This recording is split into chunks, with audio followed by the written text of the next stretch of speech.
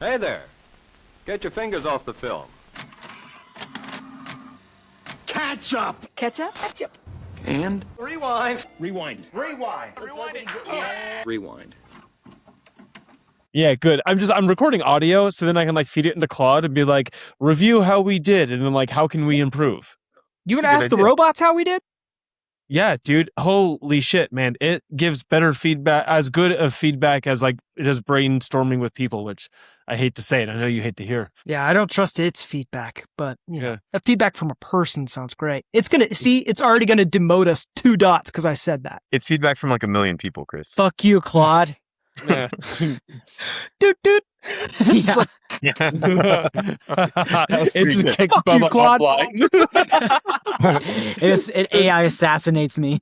Welcome to Catch Up and Rewind. I'm joined with Chris, Johnny, Credo, Chesney. We were old roommates once upon a time, and we are doing a podcast where we talk and review movies and TV shows, and also take a moment to just catch up in life. But with this one, we're jumping into Christopher Nolan's most recent, like as of yesterday, showing of Odyssey. Our last podcast, we reviewed his first movie following, and it's been fun to see how much money he has now to make a film and when he can do it. Yeah, dude. Times have changed. yeah. First off, there's going to be spoilers. So if you haven't seen it, jump off now, come back later. We're going to jump into it. Anyone not like the movie? That's a bold open. Yeah. Yes. That's a bold response, Chesney. Somebody will get assassinated, I guess, if they say no. I don't know. I love it, though. Chesney, let's hear it. That was legitimately just a bold open. I loved it. Terrible movie, dude. I can't believe people are paying to go see that garbage. It's a stupid 3,000-year-old story. Yeah, dude, 3 hours of just people running around trying to make it like 4 miles, and it takes them 20 years. How much money has it cost Hollywood to save Matt Damon? Okay. Yes, I have seen that because he has had to be saved in many films. So what is it? Yeah. List them off. Quantifiable. Martian. Martian. Saving Private Ryan. Saving Private Ryan. Interstellar. Yes. Oh, Interstellar. Yeah. That has to be a trillion. That's even Mars. quadrillion. Wow. Yeah. Yeah. Marvelous. He's always going to space and having to get rescued. Yeah. Yeah. Stay home. Yeah. No wonder Jimmy Kimmel In hates him. general.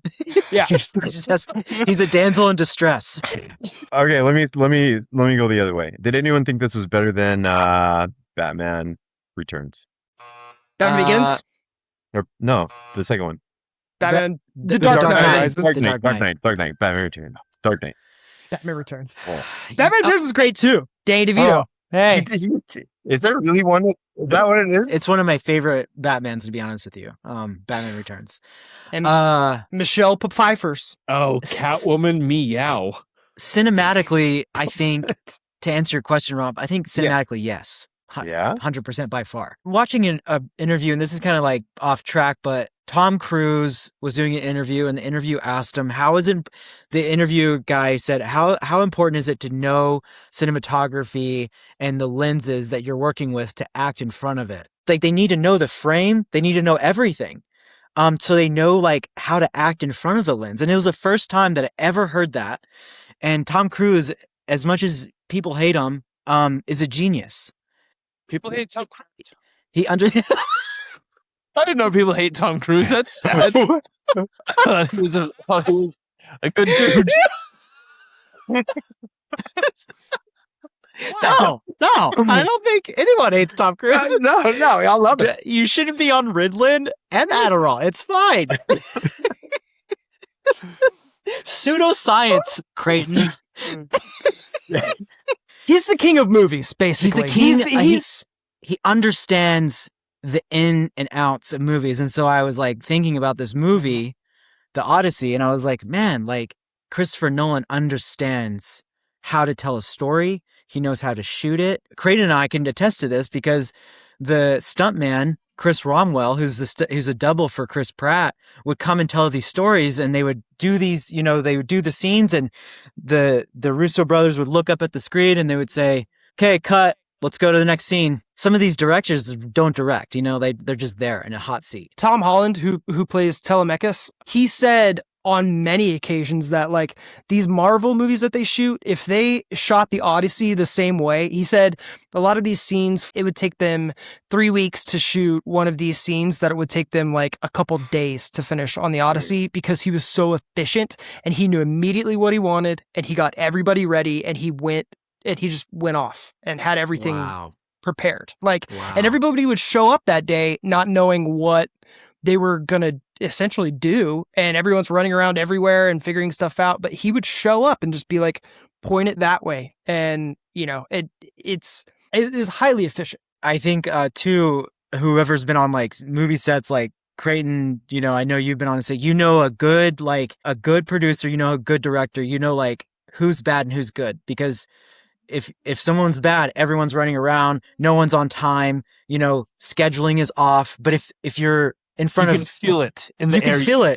The energy as soon as you step on set. You're like, ooh. Yeah. And then a good guy is everything. He knows exactly who you are. He says your name, even if you're a PA, even if you're the smallest guy getting burritos for everyone, he will know exactly how long you've been out, and that's how like that's a good director. That's a good person to be on set with. Totally. And arguably the burrito boy is the most important person on set. Yeah. I want to be a burrito boy. I know. I'd never really thought of that. To me, as a non-experienced actor, with no experience, to me, if there's a camera, it's a camera. So what would I change if it's film versus digital? Nothing. I'd do the same thing. No, dude, a lot. If like the camera's tight on your face, then it's like on you, on that moment, shallow depth of field. So it's like relying heavily on your expression and your emotion versus like a wide shot where it's focused more on like the action in the scene and not the emotion of the person. Rob, were you just like stating your general ignorance? Yeah. Yeah. Me too, dude. I'm a simpleton when it comes to this stuff. If there's a camera and someone says act, I'm gonna act the same no matter what. So IMAX film cameras, they shot this whole thing on IMAX film cameras, and those are usually, like Creighton mentioned, I think those are usually used for big stuff, big scenes, like wide landscapes and things like that. But he shot this entire movie, close-ups and everything, with this massive format. I have a random question. Do you guys think that Christopher Nolan could direct each of you individually or any of us into being a good actor with no experience? 100 and that was the dumbest question.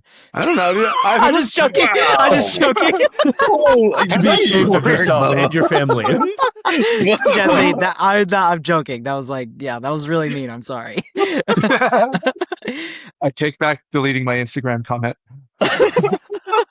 One of the things that he did in this movie specifically, because the IMAX camera is so big that the actor, even like for their close-ups, they couldn't see the other actor that they were talking to. So what Christopher Nolan did was he made a mirror. Like a Z-mirror? Yeah, kind of like a Belagle, like... Yeah. Yeah, and you could see... So then you could see the person in front of you. That's so cool. So Christopher Nolan understood, like, hey, man, you gotta, there needs to be people in front of you. You can't just be a camera.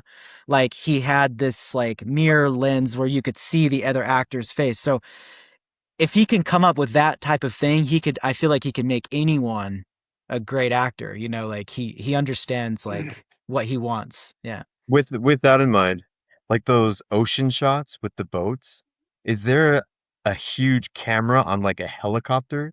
Is it all drones at this point? No, it's too big.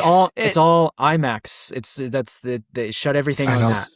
So this camera is half of the size of a VW Bug. It's a very, very big camera, and the film mag to put in it and change out, the camera operator got so good at it takes a couple minutes to change out the film. So they only can hold 3 minutes of film at a time in a camera mag. So they record for 3 minutes. The guy they'd say, everybody stop, and everybody would have to shut everything down. They'd sit and they'd wait for a few seconds while this one guy, hundreds of people would wait, while this one guy carefully loaded in this film on an old, outdated camera that's not used for anything else, And he'd load it on this boat. He'd get the film loaded in. And he'd be like, "Okay, we're back up." And then they'd turn the hoses of water back on, and they'd like get everybody back running again. It's a highly specialized job. This was shot on film. Yes, it's called IMAX film. I've only known until right now. I've only known IMAX as a big movie theater. Okay. Yeah, everyone does probably. Like, Yeah. You're not IMAX alone. is a film Yeah. format. So Yeah. IMAX is a specialized film format that's shot much bigger than regular sizes. So if you look at Damn. IMAX compared to every other screen, IMAX is massive. The film format is so big that like it's only available in 41 theaters in the world right now. So you can only see the actual version that he shot in 41 theaters in the world. The closest one to me is 10 hours away, and I would have taken a long time. I mean, you had to buy tickets a year in advance to see it in that format. Everything else, you're seeing about 75% or less of what he shot in terms of image size. The seats that Rob chose in the theater for us last night had this like railing in front of us, so it actually cut off like the bottom 10% of the screen. Oh no! Oh, It felt a little gypped. Is IMAX also like a branding thing? Because what would keep like a company from just doing another, like just having a big camera? But like what makes a that branding. from like IMAX? Okay.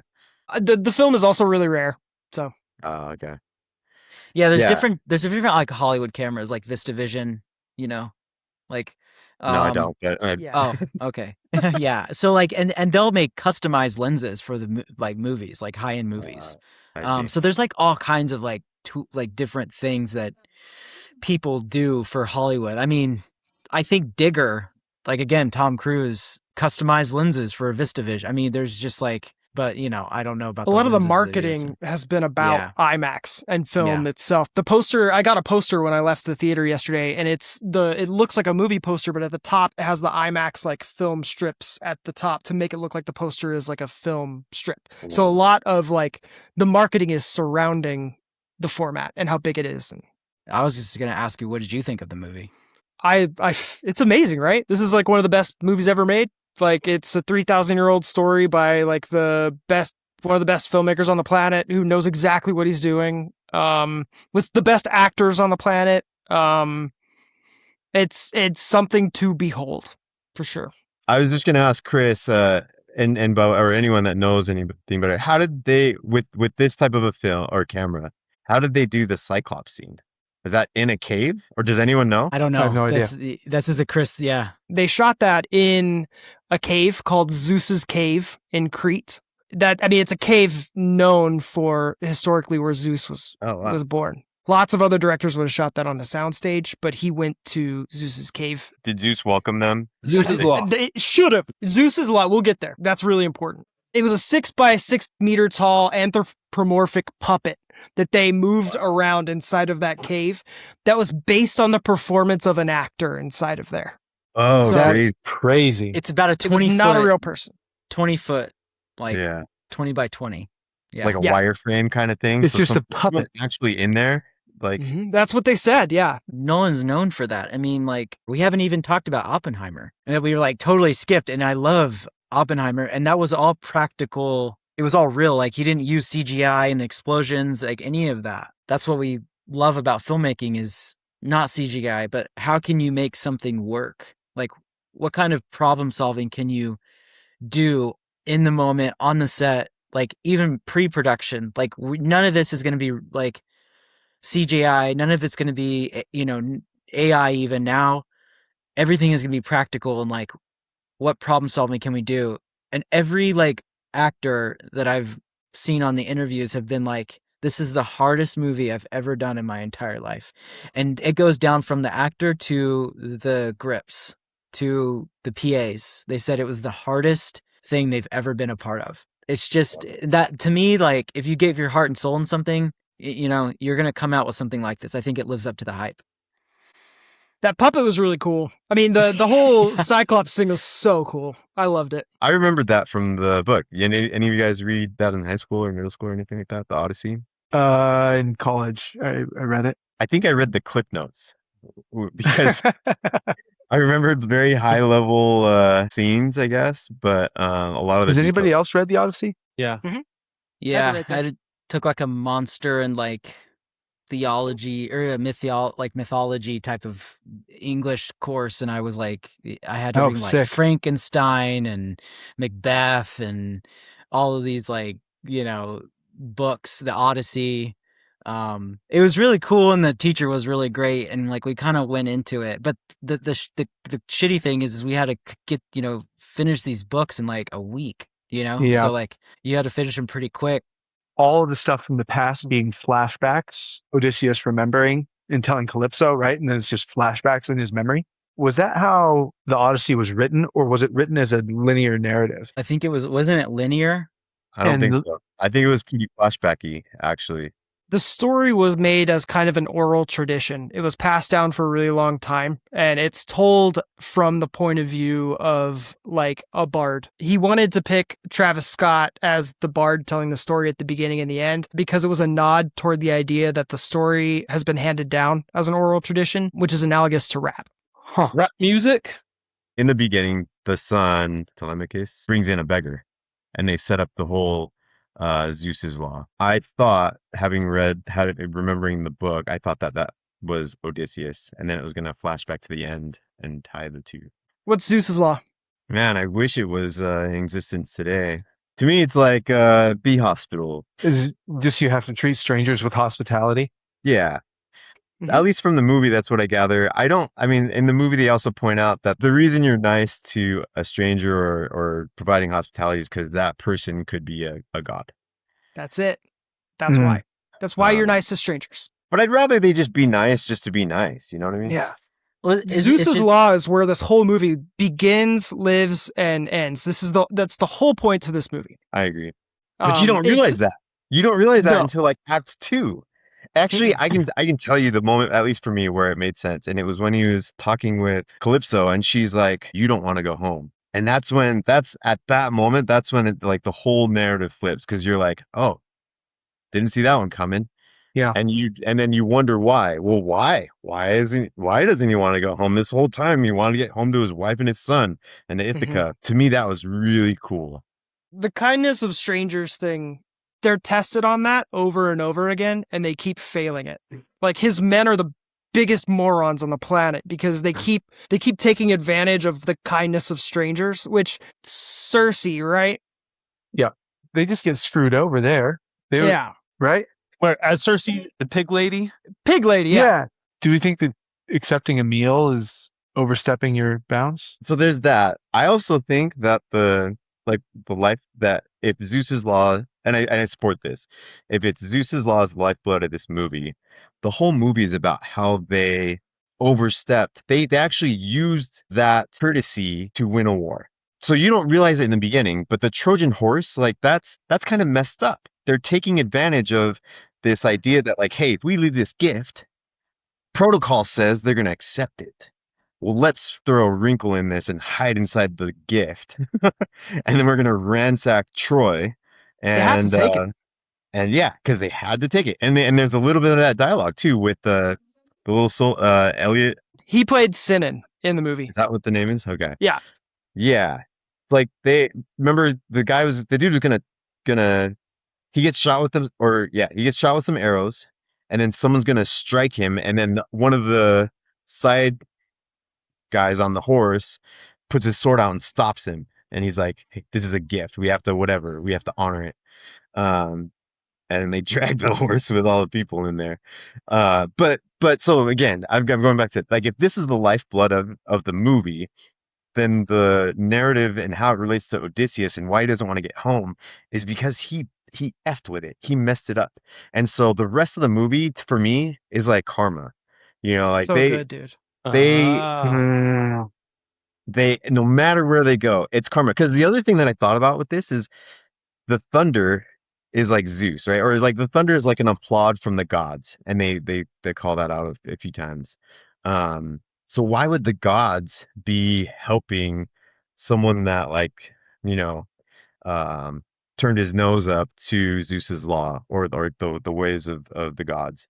Or why would Athena, who was like her temple, I don't know if it was her temple, but Athena takes was. the form, right? Oh, it was her temple? Okay. Yeah, it was Yeah. the Temple of Athena. Okay. So yeah, so Athena's temple is desecrated, demolished, but yet she's helping Odysseus in his journey, or at least like guiding him, right? So there's like It's this so good. so good.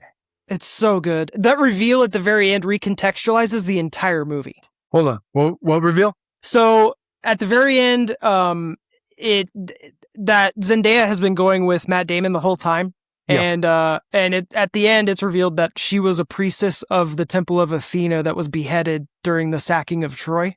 Yep. So I think again, like this is the biggest, coolest conclusion I've come to with this whole movie. The Trojan horse was Odysseus's idea. He wanted off that beach. And to get off that beach that he was on for 10 years with his friends, he decided to break the world. He took everyone's understanding that because of shipping and trade routes, that you have to be hospitable to people that come by, you have to be good to people, and he broke that mutual agreement in society with the Trojan horse. He broke the world, just like Oppenheimer did when he built the atomic bomb, and just like a bunch of other people that Nolan talks about. I kind of with you, Chris. Like to me, that was like the message. It was like it's an ode to karma, and it was cool how like at the end when he's talking through the divider where she's like doing her like quilting, Her shroud.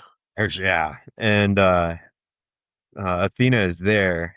I thought it was weird that they held hands, but that whole that's his confession, right? That's the confession booth where he's like, yeah, I didn't, I didn't realize the impact that I was going to have.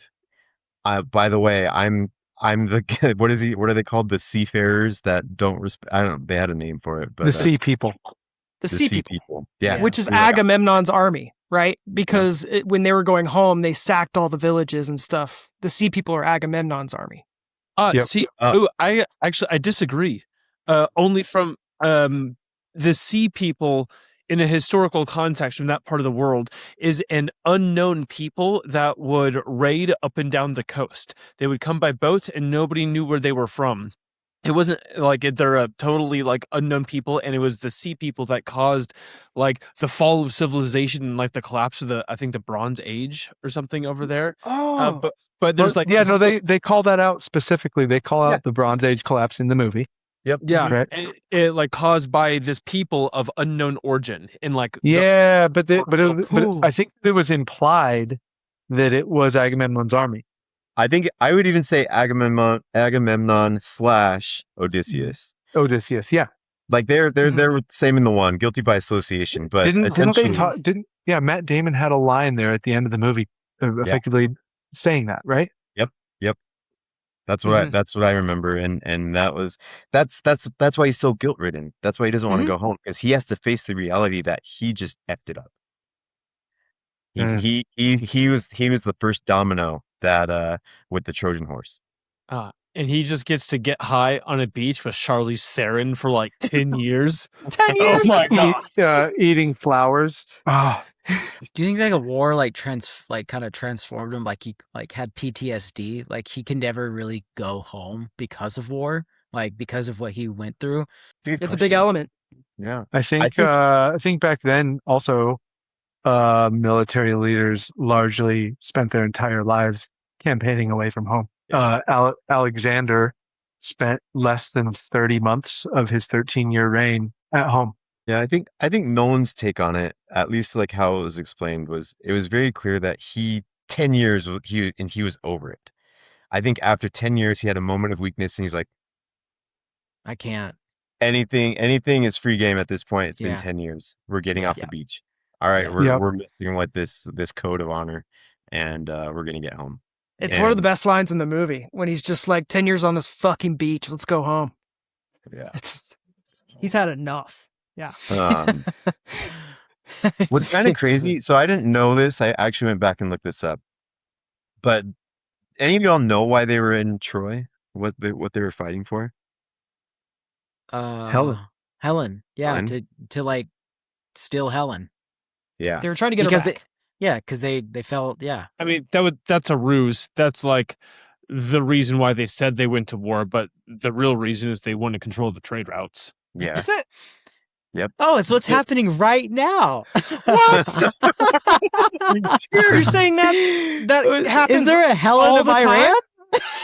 There's a Helen of Iran. I know it.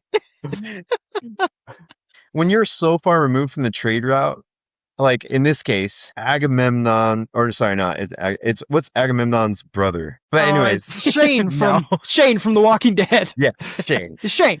John Shane's, Bertha. John Bertha. Shane's wife is Helen, right? Am I getting this right? Mhm. So Odysseus is going to war for Shane's wife. Agamemnon is going back. Menelaus. Megatron. Megatron. That's right. Agamemnon is going and fighting for his brother's wife. And dude ends up in Hades after his homecoming. It's not great. Oh, Fighting Yeah. a war for 10 years and have your wife murder you is not ideal. She seemed like such a nagging wife. She like couldn't wait to ruin the mood at that dinner table. She like kept That's true. trying to just Yeah. ruin the good time. God, she sucked. Why do you think she was angry, Creighton? Why do you think she was upset? I don't know. Girl should have stayed in her lane. I have a little bit of grace for her because she's a twin. Her twin, That was her It's- twin that her killed twin the is the one that commits the murder. She's guilty by association. You can see it in Shane's face. Shane is pissed. You can see it in her face.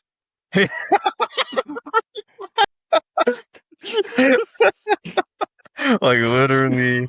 Oh dear. Oh man. She even has a line where she apologizes to Telemachus, where she says, like, hey, tell your mom I'm sorry that, like, I ruined your lives or whatever. It's like, started all this. Like, she's responsible for everything. Yeah. So, she's why we're here, essentially. I don't know. It's a longer story. That's the Iliad. We're watching the Odyssey. Yeah, you're right.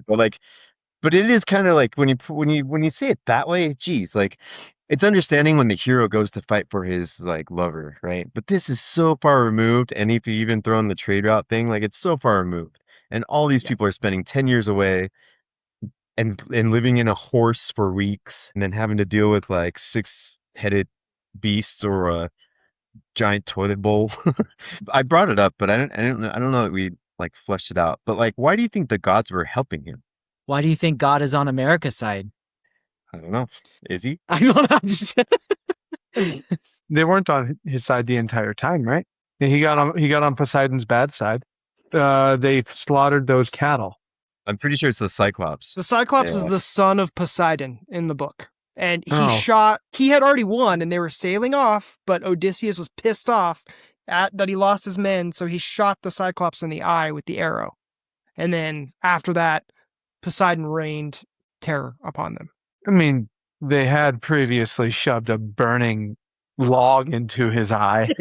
But the arrow doesn't seem like it's quite that big a deal. I was gonna in the book, they get the Cyclops drunk, and then poke him in the eye, but they left the the wine part out in the movie. They treat it like it's a real character. Like it's not some monster that just strolls out. Like he's a sheep herder and he takes really good care of those sheep. It seems like. Yeah. And he's making cheese in his cave. Like he's just sort of living his life till they show up and mess everything up. He's living his best Cyclops life. At the first 6 words of the movie are on the screen, right? Like text on the screen, and it says, "In a time of apparent magic." It's like how this whole story like opens, and I feel like that's, I don't know, it's kind of cool. It like sets the stage for like anything could happen. Do y'all like mythology movies? Do you like mythology in general? I think I used to be a lot more into or interested in it than I am now. The only mythology that I care about at all is Norse mythology. I think is interesting, but that's about it. I don't know what that is. Vikings. Oh, cool. Yeah. Valhalla and all that shit. Yeah. You brought up the fact that a time of apparent magic. I think that is also a very important line to why everything is written the way it is, and the fact that like the gods never really show up in person. Like we never go to Olympus or anything like that. Like everything is explainable by natural phenomena for the most part. There's a lot of scenes where they attribute things to, you've angered Zeus or you've angered Apollo. And I love that about this because that Cyclops does not feel like crazy fantasy monster at all. It feels like a real immediate thing that they have run into, and it's very ordinary and immediate and not great. It's awesome. It's awesome. Man, dude, this is the ultimate road trip movie. For me, right? You have like Dumb and Dumber and that newer movie Civil War and Zombie where you just like follow the main characters from like location to location and crazy event to crazy event. And this is like the original road trip movie. Yeah, it is. Yeah, I always like pictured Cyclops being a bad guy. Even in like Hercules and stuff like that, he's always just like this like asshole. Mm-hmm. Yeah, There's- this hulking grunt. Yeah. Yeah.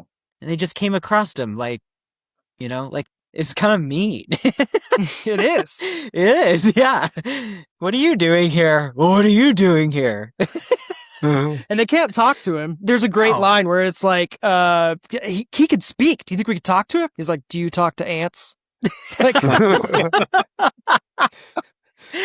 no, let's get out of here. Yeah, no, and fuck me, right? Sorry, I asked. Sorry.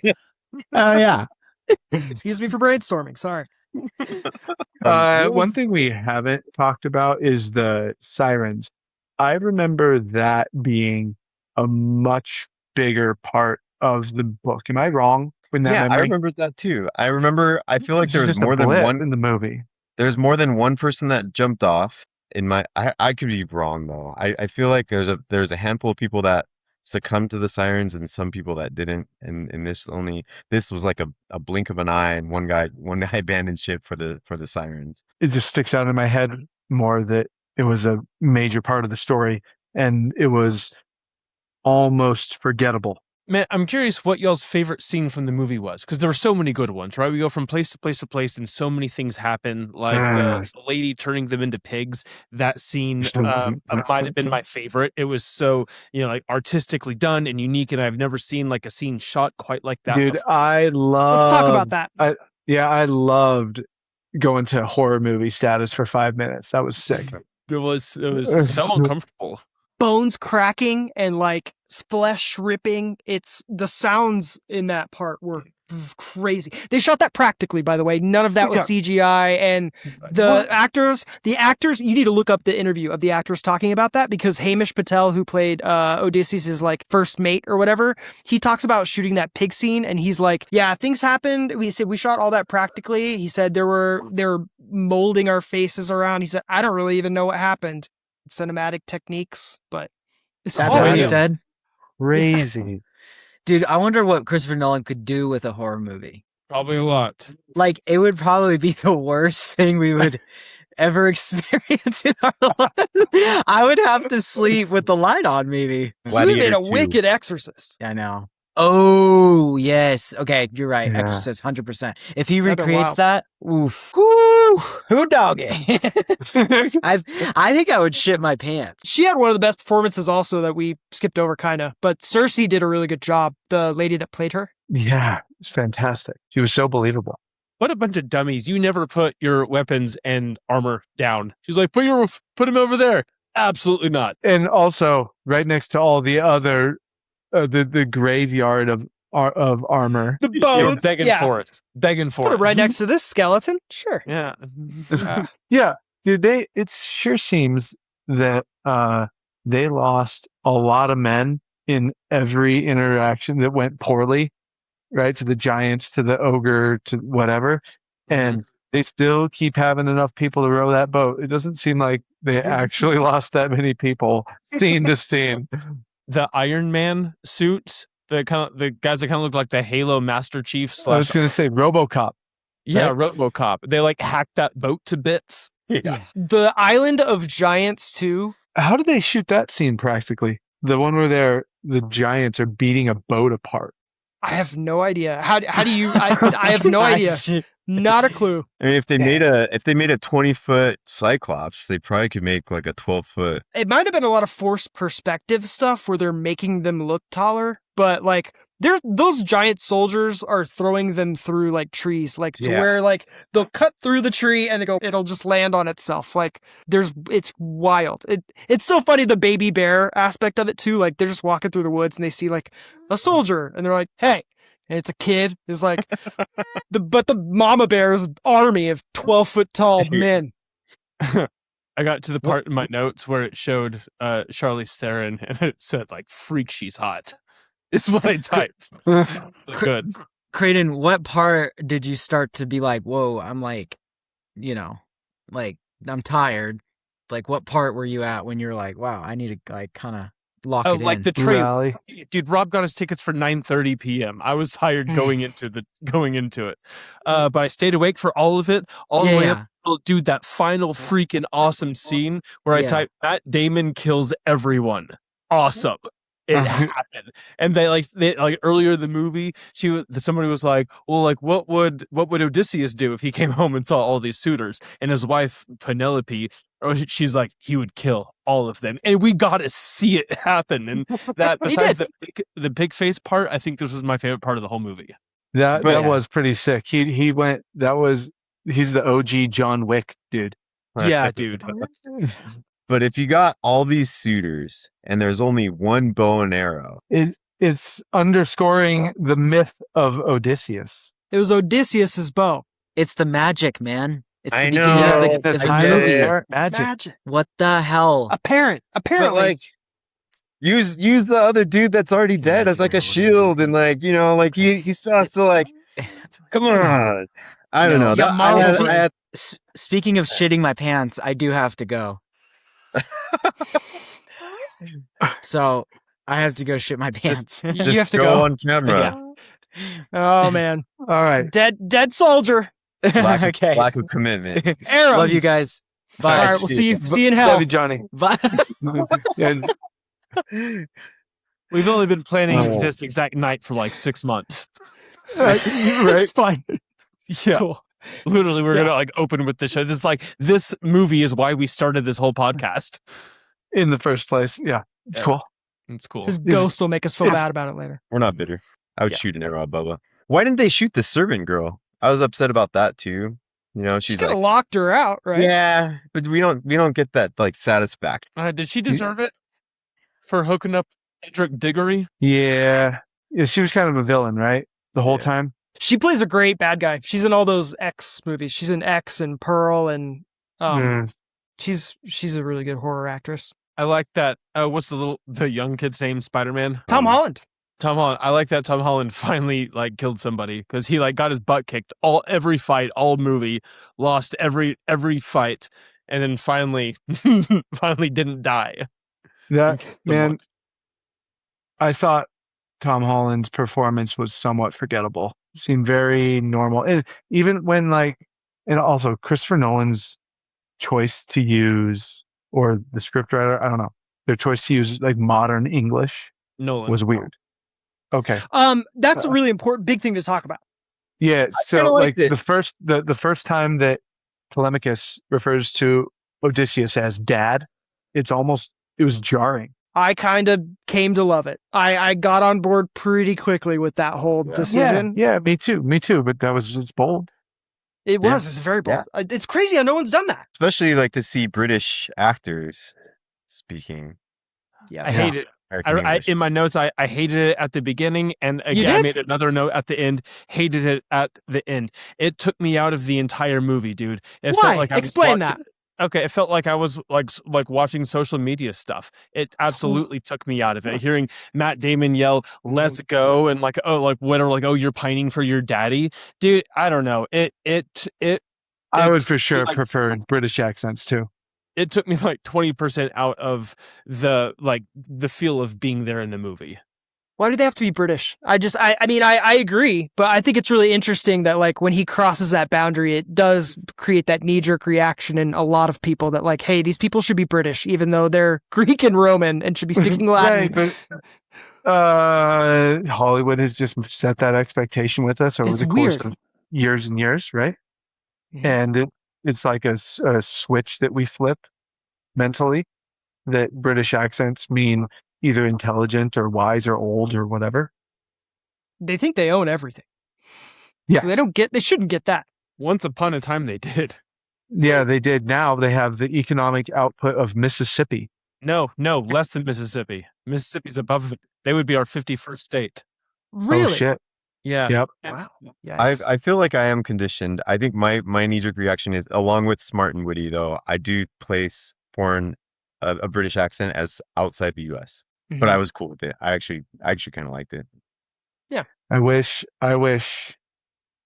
that they had cast Timothy Chalamet instead of Tom Holland. Ugh. I don't know. Yeah. I think some people would probably agree with you. He plays such a weakling so well. I like the coming of age thing that Yeah. Tom Holland does. Like, he starts off very like a pushover, essentially. And he does, like, there is an element, like, at the end, even Tom Holland said in an interview that, like, he felt like at the very end he didn't fully come of age. He was still, like, kind of a 22-year-old after Odysseus came back, like, 20 years later or whatever. Like, but I do think he does come into his own a little bit at the end, just not quite. He's still kind of when he makes him king at the end, I do feel like, well, he's gonna get killed by the first guy that challenges him. Like, Yeah. The dynamics are kind of interesting, and I think Tom Holland did a pretty good job at it. I do Because where I think it gets really interesting is he's kind of like I keep forgetting Elliot Page's character. So I feel like he's Synod in a lot of respects, because he's too young to like make the cut, but he's forced into a position where he has to step up, probably before he should have. In this case, Odysseus is gone. They need a king. He's too young. He's kind of like, and he doesn't even know Odysseus, right? Like, he's kind of, Yeah. like, they kind of play that up. Like, he doesn't even really know his dad, but he is so loyal. And the mentor guy, I think his name is Mentor, actually, right? Yeah. Like, is kind of more of a father figure than Odysseus is in a lot of respects. I think Tom Holland flirted, or not, he was in that gray area and played it well. Was Mentor the blind guy? No, Mentor was the guy that he was fighting with, and he's in the beginning. Oh, yep. Okay. He had the long hair, got poisoned in the temple. Yeah. Yep. You know who that Yep. actually is? The actor? Mm-mm. I looked this up, so I didn't know this. He's Jerry from Remember the Titans. Huh. really. Yeah. Odysseus comes to the I keep on wanting to call him Duncan from Robin Hood, the blind guy. Duncan? I don't know. Duncan. He is Kevin Costner's Robin Hood. None of you Yeah. guys seen it? Oh man. Oh my God. We've got to watch that movie. Have y'all seen that? Kevin Costner You haven't played seen that? Robin Hood? Yeah. Creighton, you've my never seen that favorite. Robin Hood? Of course I have. Okay. Because that's what happens when you do a really bad English accent. It's like an American trying to do a bad English accent. They kept telling him to stop trying to do it, and he kept doing it anyway. It's really bad. That makes sense. I actually didn't even know he was trying, but I just thought he talked weird in that movie. Anyway, when he sees Duncan, but I don't, whatever his name is, John Leguizamo. that's where I got stoked. And he's like, it was my favorite scene, is going up there. I also felt like they played up like, I'm blind, I have heightened senses. Wouldn't he have known that it was Odysseus?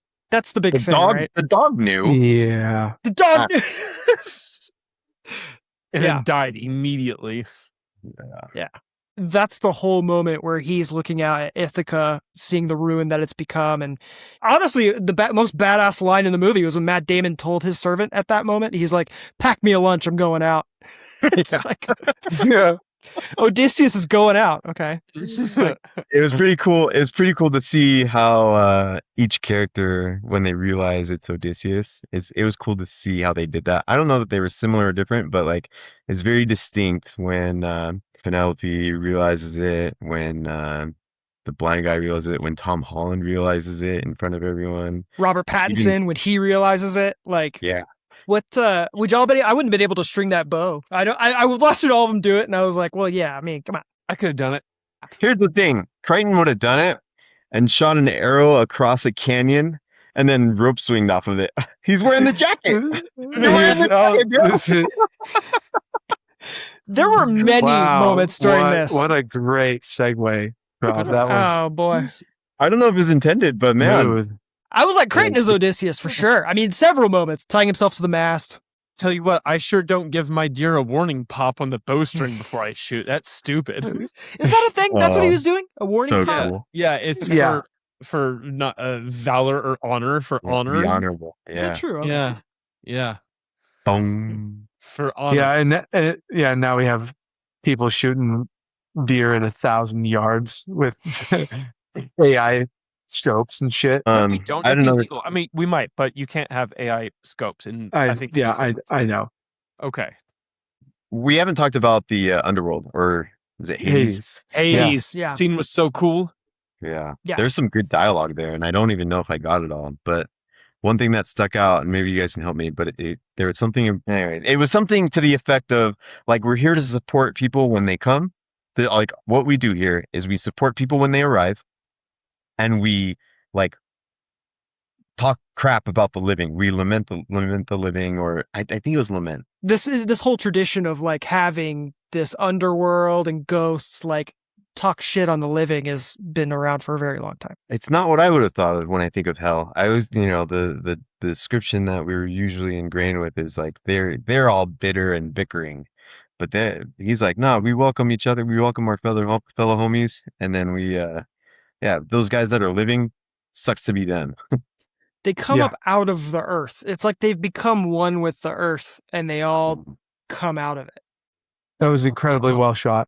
Whoever's coming to speak to Odysseus kind of floats forward through the crowd, like not like no legs moving, just whole body floating forward. It was so How cool. did they do that? Chills. They had him on a hoverboard, maybe.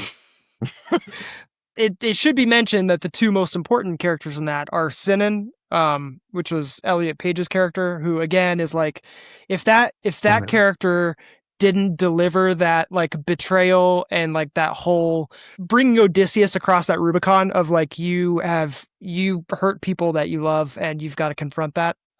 If that wasn't sold, then that whole scene really wouldn't have been as good for me. Yeah, I agree. I didn't even consider that until that scene came up. The second other person was Agamemnon, who like it's the only time he speaks in the movie. His costume and helmet was so good. It It's- was like the it's orc- incredible. The spine, gold spine pieces coming off the backside. It's like one of the best costume pieces I've ever seen designed. Yeah, dude. And it becomes the thing he chases when they're sacking Troy. He locks on to like Agamemnon's like that golden spine as he's following. But what I loved, this is the first time you hear Agamemnon speak, and he is kicking himself. He's like, man, I wish I were you. Like my curse is that I made it home. And you would have seen this coming, Odysseus, but I suck, and I got murdered by my own wife, who was having an affair. I love So the good. contrast, like such, huge, large stature, just he's like a statue. Up Dude, until that point. the shot of like when they finally get the gates of Troy open, and it's just him standing there for about 5 or 6 seconds until everybody runs through. It's So baller. he's menacing. Yeah, it's cool. He doesn't even draw his sword, just leaves his sword sheathed and just walks in. Dude, that moment, the sacking of Troy, I remember like grabbing Rob's arm and like with excitement and just be like, dude, like, could you imagine 2,000 years ago, you and the boys have been camped out on the beach for a decade and you're pissed, and finally you get this door open? Dude, what a night. What a night to remember. Credo's like, Yeah. dude, let's hit 7-Eleven tonight. Sacking 7-Eleven. Sacking sevens. Yeah, dude. It's like you really are. What do you say? 10 years of rage poured through the gates in one night. Yep. Do you know that Matt Damon's hair was legitimate? Yeah, it's cool. He actually I like grew it that. out. Yeah. Grew it out Also, pretty man, cool. how old is Matt Damon? 50 something? 50s. Yeah, he looks fantastic. He is in great shape. Mm-hmm. Does. Matt Damon. I guess when it's your Matt job to Damon. look good. Matt Damon. There's going to be 4 people who listen to this who know what we're talking about. I also felt something that I took away that I loved. I feel like there's a sub message, right? Besides Zeus's law, there's some dialogue where Athena is telling him, like, Odysseus, you have to choose. You have to let go. Like, and he builds that boat. He's leaving Calypso, and he builds that boat, and it's like falling apart, like one board at a time. And my man just lays on the board. He's like Just God takes takes the it. wheel. Yeah, boat is a generous word. Yeah. I didn't realize it until that point either. I have a lot of this in me. Odysseus, he wants to control everything. So he thinks he's above the gods and he can he wants to get home. Well, I know I'm not supposed to do this, but we're going to build a horse and we're going to get it accepted because I'm going to get home that way. The major way he got off the island with what's Charlize Theron was kind of releasing control of everything. And maybe even to take it a step further, I think it brought him he brought himself back a little bit more to Zeus's law. I did wrong, but I've been trying to control everything my way. And all right, gods, let's Yeah. do this. Man, I was not on that level of analysis or anything approaching it. I was just enjoying the movie, dude. I started taking notes and stuff. I was like, and I went with my girlfriend as a date, and I was like, you know what? No, this is where I am. The pig scene with Xerxes, the transition to a horror film for like 5 minutes was incredible stuff. Or when it's a very small part of the scene, but when Odysseus comes home and the dog dies, dude. On the pile of poop? Yeah, on the pile of poop. Waited for his master to come. Dude, I cried. Yeah, I thought of you. Honestly, I was like, Chesney's gonna shed some tears here. Not Yeah, taking it well. I absolutely did. Yeah. Yeah. Dog is a great actor. Dog scene at the beginning of the movie when the blind dude has the litter of puppies and he's like, He's like, not this one. what's up? He's like, nah, and he throws it off the cliff. So messed up. It is So very messed messed up, and it's jarring. Talk about jarring. Holy crap. That's like Yeah. what the Spartans did with their babies, with their human children. Any deformities, throw it off the cliff. So, yeah, but for some reason, we're much more bothered by puppies getting thrown off a cliff. I don't know why.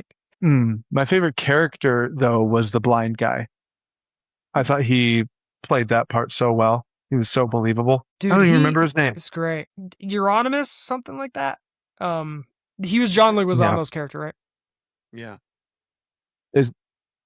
I've never seen that guy before. He's really good. Should we rate this guy? Should we rate the movie? Yeah. This is going to be a big deal, and it's going to be something that hopefully stays around for a lot of generations.